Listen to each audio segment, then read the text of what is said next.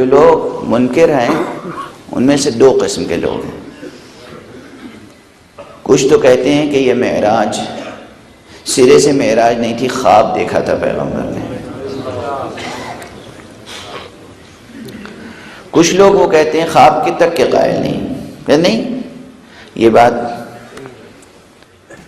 ہے ہی نہیں. جسمانی معراج نہیں ہوئی تھی، روحانی معراج ہوئی تھی. توجہ رکھیے گا دونوں جملوں سے. جسمانی معراج نہیں تھی، روحانی معراج تھی. یہ جو لوگ کہتے ہیں کہ جسمانی معراج نہیں تھی، روحانی معراج تھی، یہ بھی دو گروہوں میں ہیں. ایک وہ سادہ لوح ہیں جو اس جملے کو سمجھ نہیں سکتے کہ کہہ کیا رہے ہیں.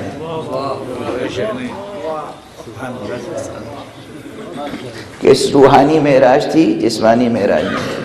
ایسے سادہ لوگ ہیں کہ جانتے بھی نہیں کہ کیا کہہ رہے ہیں.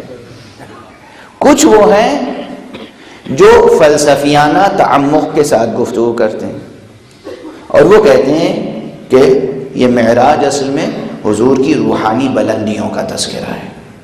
ہم تینوں گروہوں کا جواب دیں گے انشاءاللہ. ہم تینوں گروہوں کا جواب دیں گے. جو لوگ فرماتے ہیں کہ خواب تھا، میں جملہ عرض کیا کرتا ہوں کہ جو لوگ کہتے ہیں کہ خواب تھا انہیں آپ اپنے خیال سے بھی نکال دیں.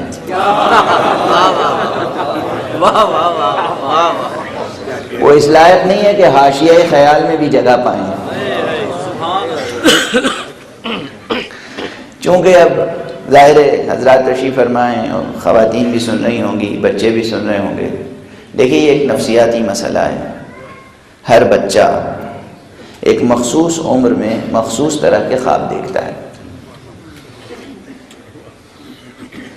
کچھ بچے بلکہ اکثر بچے ایک مخصوص عمر میں یہ خواب دیکھتے ہیں کہ وہ اڑ رہے ہیں فضا میں، یا کوئی ان کا ہاتھ پکڑ کر اڑتا ہوا لے کے چلا جا رہا ہے اور بہت بلندی پہ جا کر دم گھٹنے لگتا ہے اور پھر وہ خواب ہی میں رونے لگتے ہیں اور ان کی آنکھ کھل جاتی ہے. دوڑ کے ماں باپ آتے ہیں، بیٹا کیا ہوا کیا ہوا کیا ہوا. بچے کہتے ہیں کہ خواب دیکھا تھا. کیا خواب دیکھا تھا؟ خواب دیکھا تھا کہ آسمان کی بلندیوں میں جا رہے ہیں، کوئی آیا ہمیں لے گیا اور اوپر لے گیا اور اوپر لے جا کے اس نے ہاتھ چھوڑ دیا. ایسے خواب دیکھنے کے بعد جب بچے بیان کرتے ہیں تو دنیا میں کوئی ماں باپ یہ کہتے ہوئے نظر نہیں آئیں گے بیٹا مبارک ہو تم صاحب معراج ہو گئے.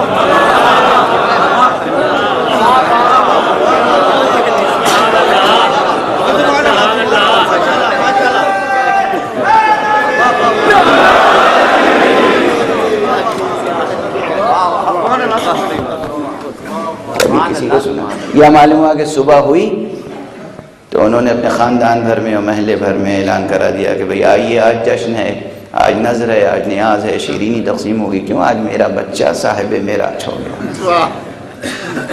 اور پھر محلے والے اور خاندان والے آ کے اسے مبارکباد دے رہے ہو، بھائی بڑی قسمت والے ہو، تمہارا بچہ صاحب معراج ہو گیا. نہیں، خواب معراج نہیں ہے، معراج واقعہ ہے، بے شک. کیا بات، نہ کہ خواب. ایک جواب تو یہ ہے جسے آپ کہہ سکتے ہیں کہ جواب نقضی ہے، جواب خطیبانہ ہے یا نفسیاتی جواب ہے. دوسرا جواب عرض کر رہا ہوں جو اہل قرآن کے لیے کافی ہوگا. ایک جملہ، قرآن مجید نے بہت سے انبیاء کو خواب دکھائے ہیں مگر جنہیں خواب دکھایا یہ کہہ کے بیان کیا کہ ہم نے خواب دکھایا ہے.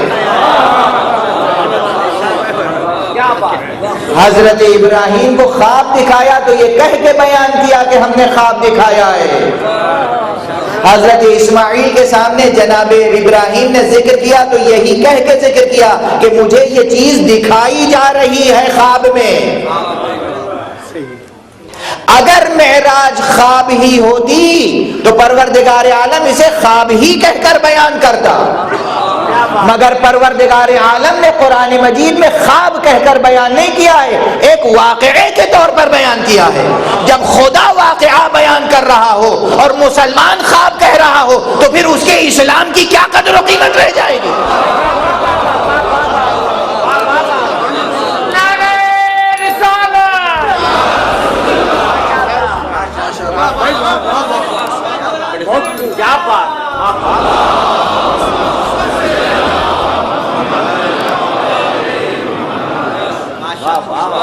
خدا کہہ رہا ہے واقعہ ہے۔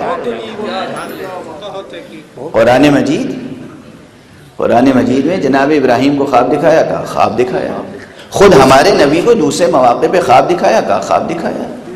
معراج کے لیے نہیں کہا کہ خواب دکھایا، ہم نے اپنے حبیب کو خواب میں مسجد اقصی کی سیر کرائی، ہم نے اپنے نبی کو خواب میں سدرۃ المنتہا کی سیر کرائی، ہم نے اپنے نبی کو خواب میں مقام قاب قوسین و ادنیٰ کی سیر کرائی۔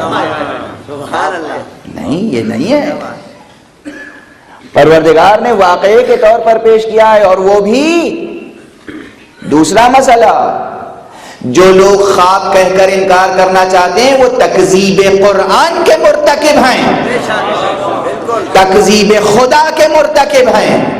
اور اس کے بعد قرآن مجید نے یہ کہہ کر نقل نہیں کیا ہے کہ میرا مصطفیٰ کہتا ہے کہ میں خواب پر گیا، میں معراج پر گیا۔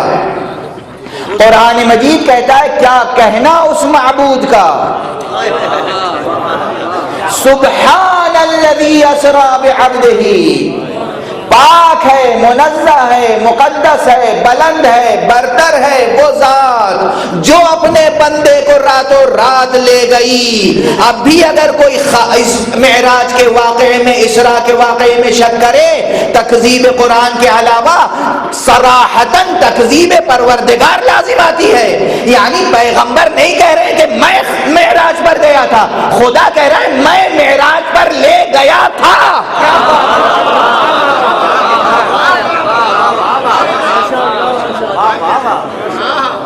میں لے گیا اور خود ناز کر رہا ہے۔ واقعہ بھی ایسا ہے کہ ناز کر رہا ہے، پہلے اپنا قصیدہ پڑھتا ہے،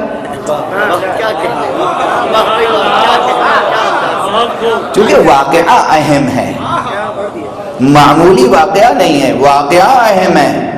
چونکہ واقعہ اہم ہے اس لیے پروردگار پہلے کہتا ہے سبحان الذی، پاک ہے وہ ذات، بلند ہے وہ ذات، مقدس ہے وہ ذات جو اپنے بندے کو راتوں رات لے گئی، رات کے ایک حصے میں لے گئی۔ خدا ناز فرما رہا ہے۔ اسی لیے میں نے کہا کہ جس شان کے ساتھ، جس شکوہ کے ساتھ، جس عظمت کے ساتھ قرآن نے بیان کیا ہے، ایسا محسوس ہوتا ہے کبھی کبھی کوئی شاعر اچھا شعر کہہ کے خود بھی جھوم اٹھتا ہے، کوئی فنکار، کوئی فن پارہ تخلیق کر کے خود بھی جھوم اٹھتا ہے۔ خالق خود جھوم رہا ہے اس شان ضیافت محبوب پر۔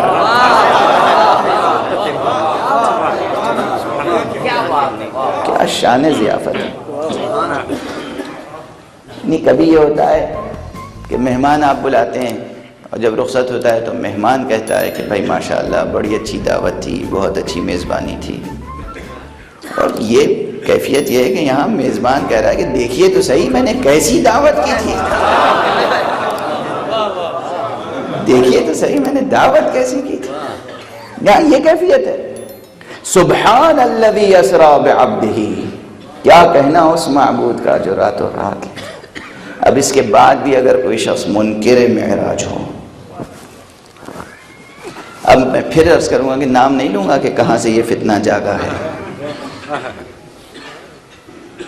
یہ فتنہ صدر اسلام سے شروع ہوا، وہیں سے شروع ہوا۔ جس کے بیٹے نے یہ کہا ہے کہ کوئی وحی نہیں نازل ہوئی تھی، کوئی ملک نہیں آیا تھا، یہ تو بنی ہاشم نے حکومت قائم کرنے کے لیے ایک ڈھونگ رچا تھا، بیٹے نے یہ کہا ہے، باپ نے وہ کہا ہے۔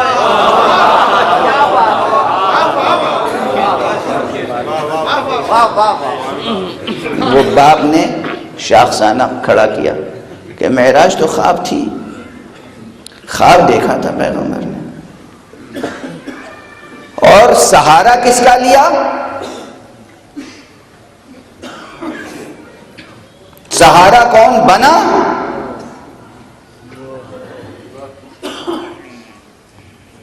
یہ کہنے کے لیے کہ اصل میں خواب تھی، خواب۔ سہارا اسی کا لیا جس کا میدان جنگ میں لیا تھا۔